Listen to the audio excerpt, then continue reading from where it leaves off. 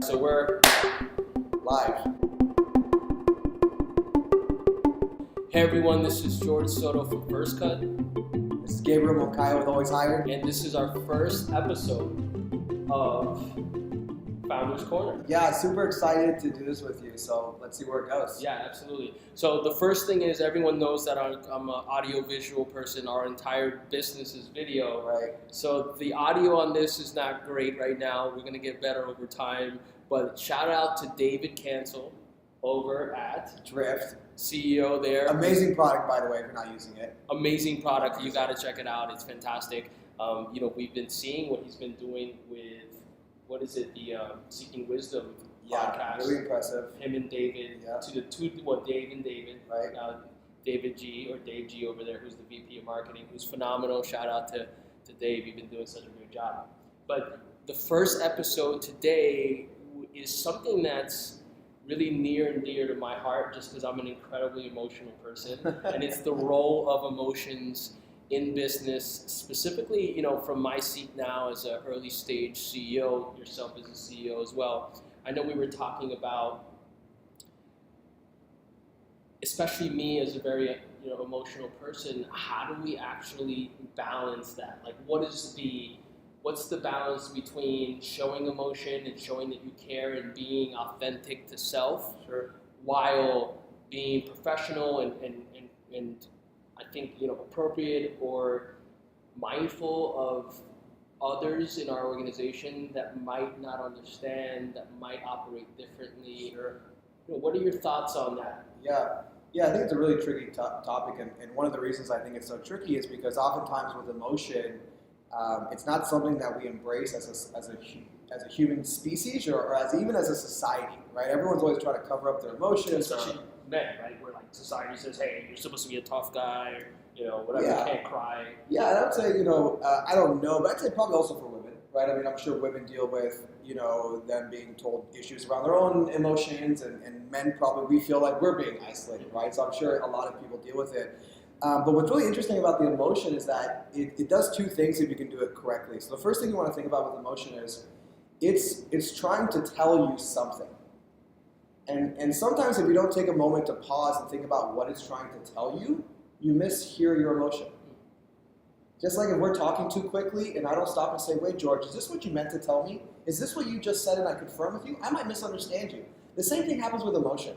If we don't take the time just to breathe and say, what is this emotion? You might confuse anger and jealousy. You might confuse opportunity and lack of clarity. So the first thing is be open with your emotion and really try to understand what it's telling you because there's a purpose. And then the second thing I would just say is think about the emotion the other person wants to experience. When you're having to reprimand an employee, what type of emotion do they want to see out of their boss? Then they probably want to see empathy. When you're pitching a VC, what do they want to see? Then they probably want to see more of the data-driven kind of analytical person. So one is analyze your own emotions and ask yourself, what is the real emotion? I think not too many times we're scared to do that. And the second thing is, what emotion do you want to experience when I'm talking to you? And I think that's one of the ways to start thinking about emotion in a business context. So you brought up two sort of scenarios there, and the first one being as a manager, as a leader, as a boss, even though I hate the boss, I just hate the whole boss concept. In any case, what's an example of, and I can tell you kind of something that came to mind to me that I deal with all the time, is what is that situation that comes to mind when you question, hey, was I too emotional?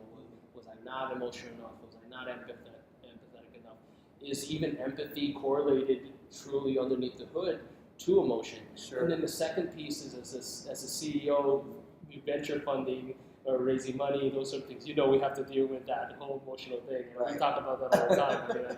It's like every time a VC passes or an investor, I call you crying. Yeah. And so the first thing that comes to mind for me is I've been incredibly emotional and sensitive throughout my entire career regarding managers or bosses talking to me specific ways or communicating a certain way, and I would a lot of the time sit back and go, gosh, we were so mean. They were like, why did that happen? Like, why was that communicated that way? and make me feel really bad, and I quit or hate my existence there for quite a while, and I don't think that it was until I ended up becoming a manager, and then specifically now as a CEO of a company, an early stage startup, it didn't really hit me what the possibilities were, potentially around what that manager or that boss was experiencing at that time. And what I mean specifically is we were talking about this the other day, and it was, I'm sitting down with a colleague, and I was looking at one of our products and a production we did, and I said, man, it's good, and the client likes it, but I wasn't proud of it because there were certain things that I knew that we held near and dear to our hearts within our organization that meant a lot to me. And it was funny because I saw myself getting, feeling the anger inside, my stomach gets in a knot. We have these physiological reactions that really start to say, oh, something's happening. I'm getting emotional, I'm getting angry, I'm getting frustrated. And it was so interesting because this actually just happened a couple of weeks ago. I was sitting down with the team, we were talking about this, and I stepped back and I said, guys, I just want to let you know something.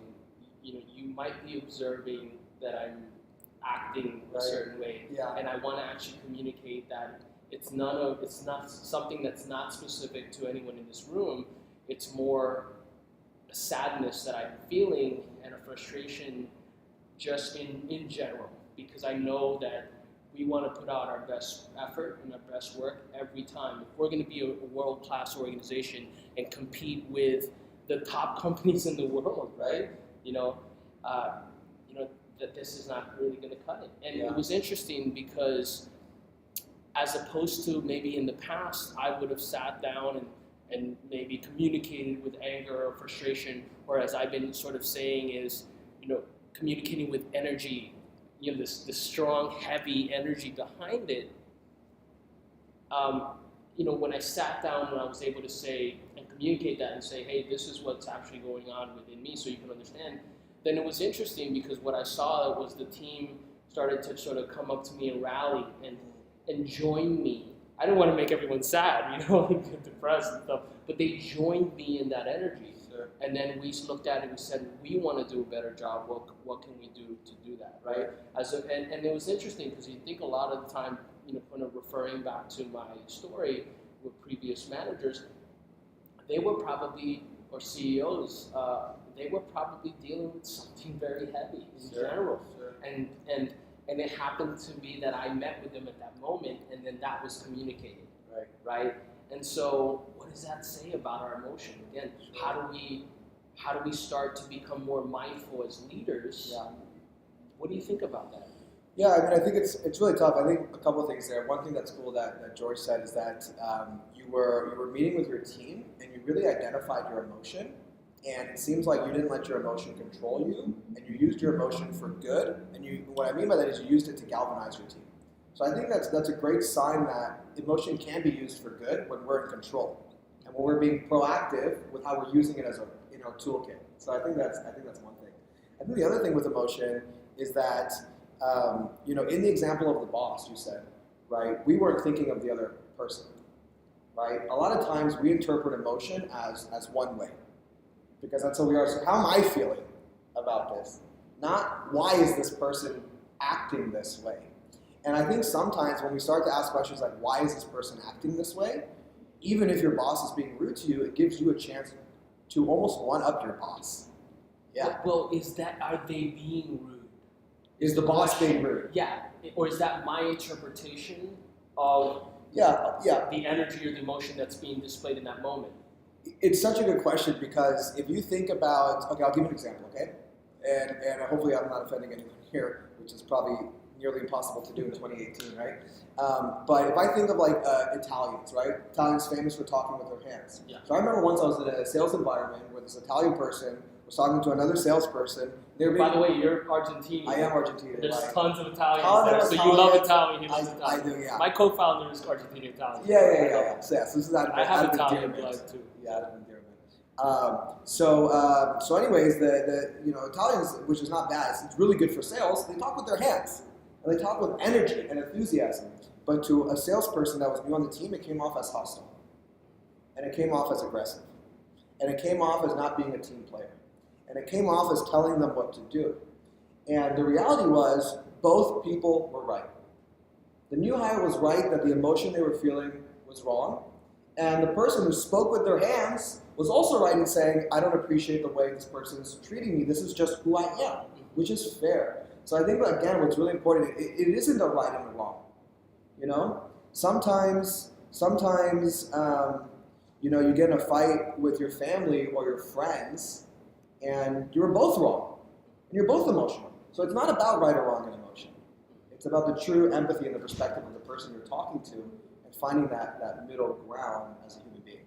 So, Awesome. I don't know if that's too conceptual or vague. No, that makes sense to me. So what's the answer?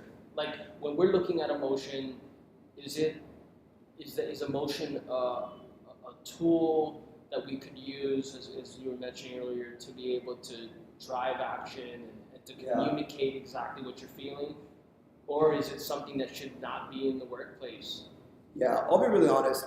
I'm still figuring this out, and I don't necessarily have the answer. What I can do is I can share my experiences. So one of the things that I've felt in my career is emotion was driving me. I wasn't driving my emotion. What I mean was I was being reactive.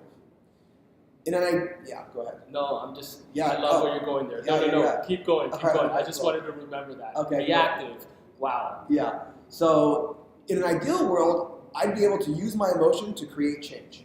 I know when I'm angry, I can be passionate. So if I can channel my anger to passion, I can win at a higher rate. I know that the emotion of being afraid to lose can trigger my paranoia, so I think of every scenario, and I make sure there's always a way to win. Right? So there's ways, but I'm not sure I'm doing that enough. I think that's the ideal scenario. So what I have started to try to do is just to recognize what emotion I'm feeling. That's been hard for me. Half the time I don't know what emotion I'm feeling until I look at the result of an action and I see a result I didn't like, and then I look back in hindsight and I say, no wonder I got a result I didn't like. Look at the emotion I brought to this situation. So now what I'm trying to do is identify, how do I feel when I get certain emotions? So I'll give you an example. I want to be really level-headed. I never want to lose my temper. I never want to yell or anything like that, but I don't do it. I lose my temper more than I'd like to, right? And what I've learned is that when my blood pressure goes up, when my face gets flushed, like basic things like this, I know I'm getting mad. So me getting mad is no longer a reaction. I'm trying to sync my mind and my body. So my mind listens to how my body is reacting to my atmosphere. And then I can say, hold on, I can tell I'm getting angry. Let's pause for a moment so I can regroup because I'm feeling the symptoms of anger. So I'll take a break there, but that's how I've been approaching emotion and trying to just draw solutions and stuff like that.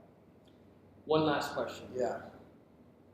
Something I think about a lot, just because everyone who knows me as this very emotional person. Sometimes they call me very passionate. I'm not quite sure. As a salesperson, I was pretty much trained in sales as a door-to-door salesperson. Now, it's been such a long time since I've done actual door-to-door that I've been trained in the enterprise and B2B for quite a few years as well. But one of the things I remember when we were learning to do door-to-door sales, and of course we're think about it, we're knocking on doors, it's just, you've done it too, and there was one sort of statement that always stood out that I was super excited about. It was that sales was a transfer of energy, right? And being able to get super excited. Right. But sometimes I think I've been misunderstood and in my communication in general, and people were thinking that I was selling all the time. Or oftentimes people are like, hey George, it's cool, I get it, I love it. I'm like, no, I'm just passionate and excited and emotional about this topic, in this case video, right? Video marketing and stuff like that, right? What is your take on that? Like, I know it's something I've been incredibly insecure about a lot, right? And nowadays I'm like, oh my gosh, was I talking too much? Even in my personal life, I go out to the bar or whatever, and I'm like yapping away about whatever. And true story. Totally, right? But what's the balance? You as a sales expert, what do you tell your students when you're sort of trying to teach them how to communicate, what's the good balance. Like, Yeah. I guess, is there too much? Yeah, I think, like anything, there is too much, number one. I mean, 70% of our body is water, but you can die from drinking too much water too quickly, right? So I think in anything, there is too much of a good stuff. I think we can all agree with that. Moderation is key to life. I also think that in that situation, it's all about context and timing. And that's one of the things that I'm trying to share with people around sales, because there's so much content now out there that as a salesperson or a professional, it's hard to understand if this is really relevant to your specific use case. So I think context is really important. But the reason I bring that up is because how did the other person want you to emotionally react? If you're in front of a conference and you're in front of a speaking engagement, they want to see that you give the people what they want. In this environment, maybe they didn't want that. You wanted to give them that because you're the founder, and it's fun for you to talk about your company, and it's fun for you to go to work, and that's why you're good at what you do. But maybe in that scenario, they didn't want that, George, and you gave them something they didn't want, and that's why it created that friction. So what kind of emotion do you want me to engage with you with? And when I think of that, whether I'm at the bar, right, I'm gonna read your body language, right, to decide if I'm coming at you really excited, or if I'm kind of coming at you a little bit more chill, right? If you're a business partner, I'm gonna probably if I'm meeting you cold, and again, it's an investor, I'm probably gonna tone back my enthusiasm. If I'm meeting you and you're a fellow founder, I'm probably gonna give you everything I have. If it's a sales call, I'm probably gonna be somewhere in the middle. So you have these different levels of emotion depending on who you're talking to. And then you're trying to match up, it's almost like marketing, you're trying to match up your audience with your content, right? Okay, thanks so much. Oh man, this was awesome. This was fun. Hopefully it was helpful. Absolutely. Everyone would love to hear what your take is on the role of emotion in business as a founder, salesperson, whatever it is that you do within your organization. Would love your feedback on that. Comment there or wherever it's going to be. We'd love to hear it. Thank you so much and have a great day.